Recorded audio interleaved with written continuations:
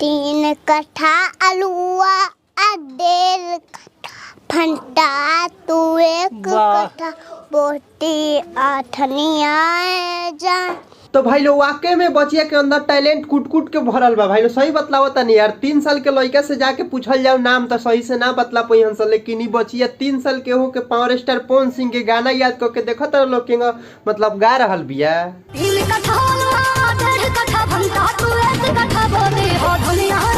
भाई लोग जन तू लोग रीलवा देखला हलो सोचत होक वालो कि रीलवा इतना वायरल कैसे हो गल। भाई लोग तार लोग से बतला दी, पावर स्टार पवन सिंह रीलवा के खुद अपना इंस्टाग्राम आईडी से शेयर कइले रहन तो वही नु जाके इतना वायरल भए। तो भाई लोग इतना ही ना एगो और बचिया रील वीडियो बना देले बिया जोन की इंस्टाग्राम पर तबाही मचा रहल बा। भाई लोग तू लोग जानल चाहत लोग कौन रील वीडियो ह ता लोग इनके हई देखलो ना। मान ले बिया हमके पहती बदली देखावे अगर मोती।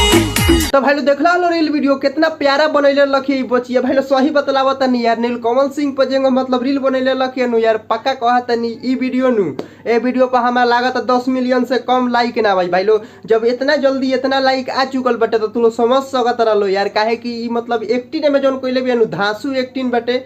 भाई लोग तारे लोग से बतला दी अब बची तू तो रील बना देलू, अब तनी अपना मुंह से गा के सुना दो नीलकमल सिंह के गाना बा।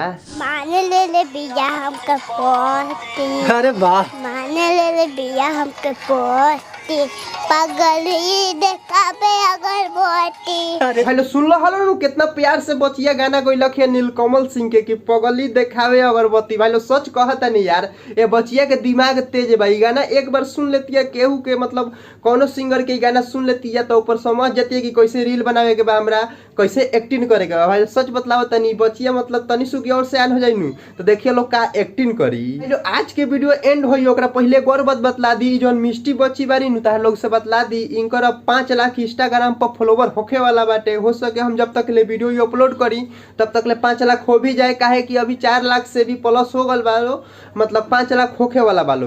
तो हमारा तरफ से कांग्रेचुलेशन, 10 लाख तार जल्दी फॉलोवर होके यार, 1 मिलियन 10 मिलियन 15-20 मिलियन यार करोड़ होखे लो तार जल्दी से जल्दी फॉलोवर। और बस हम इतना ही कहल चाहता नहीं। और भाई लोग तू लोग कमेंट करके बताइए लो जॉनी मिष्टी बची बारी वो डांस कैसन करेली, डांस अच्छा करेली कि खराब करेली, तू यार कमेंट करके बताइए लो। हमें तो बहुत अच्छा लागेला और यार तू लोग कमेंट करके जरूर बतलाई हलो।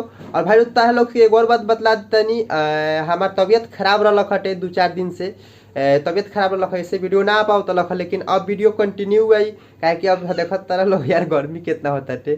अभी खाली खांसी के प्रॉब्लम हमें बाटे और सब ठीक हो गल बा, बुखार उखार जौन आओ तो लख सब ठीक हो गल बा, बस खांसी के प्रॉब्लम बा उहे बस अभी ठीक नहीं बल, बस बहुत जल्द हो जाए ठीक। और मिलल जी फिर से एगो नया वीडियो में, तब तक के लिए बाय बाय।